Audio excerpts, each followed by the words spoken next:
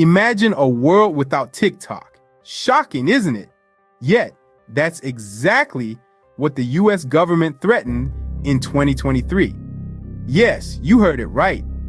Both the Trump and Biden administrations had their eyes on the popular social media platform, TikTok. The national security concerns were the primary reason behind this threat. The US government was worried about potential influence from the Chinese government, data privacy issues, and the spread of propaganda. The Committee on Foreign Investment in the United States, or CFIUS, even pressurized TikTok to sell its stake in the app. But amidst this whirlpool of accusations and threats, TikTok's CEO stood firm. He denied these allegations, emphasizing his company's commitment to data security. But the government was not convinced. In a twist of events, TikTok's CEO, Chu, found himself in the hot seat before Congress.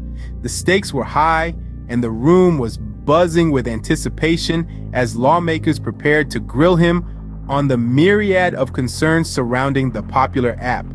The primary issue, data protection, loomed large, with lawmakers questioning the safety of user information. They raised concerns about the potential for data misuse and the implications of the company's ties to China. Despite these concerns, Chu stood firm, emphasizing that TikTok's data practices are not unlike those employed by other tech giants.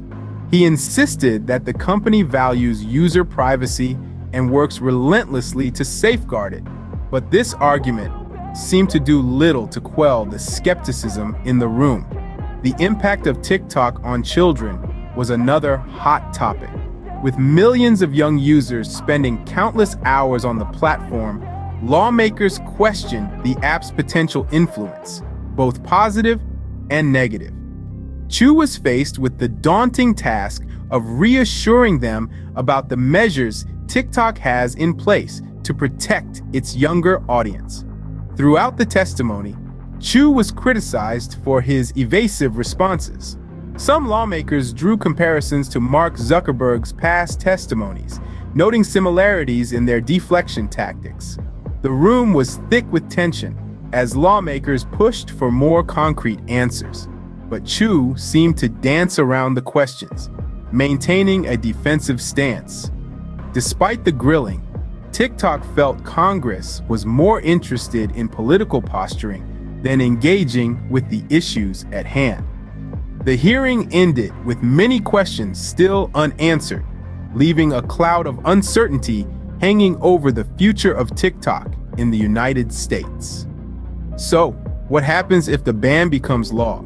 Well, Apple has an answer. You see, Apple has a track record, a history, if you will, of playing by the rules, even when those rules are ones they may not necessarily agree with. Case in point, Apple has previously removed messaging and social media apps such as WhatsApp, Threads, Signal, and even Telegram from its Chinese app store, all due to local regulatory requirements. This, my friends, is Apple's modus operandi, their way of doing business. They follow local laws, as seen in past incidents like the removal of an app used by Hong Kong protesters back in 2019. Now we have a proposed law on our hands, an anti-TikTok law. If this law sees the light of day, it could mean TikTok's exit from US app stores. And guess what? That would mean Apple, and yes, Google too, would have to swing into action. We may see a few legal challenges, perhaps some delays, but if push comes to shove, Apple is ready. Ready to do what? You ask? Well, to follow the law, of course. While this process may face legal challenges, Apple is prepared to follow the law if necessary. But the US is not alone. Other countries have also taken action against TikTok. This popular social media platform has faced restrictions and outright bans in various corners of the globe. Let's take a whirlwind tour around the world to see how other countries are dealing with TikTok. Over in Afghanistan, the new Taliban leadership took a hard stance against TikTok in 2022. Along with the video game PUBG, TikTok was banned on the grounds of protecting young people from being misled. An interesting perspective indeed. Now, let's hop over to Australia. While TikTok hasn't been outright banned here, it has been under the microscope for potential national security risks and data privacy concerns, much like in the US. In Belgium and the wider European Union, regulators have been investigating TikTok's data privacy practices and its impact on younger users. Canada, too, has voiced concerns over how TikTok handles personal data.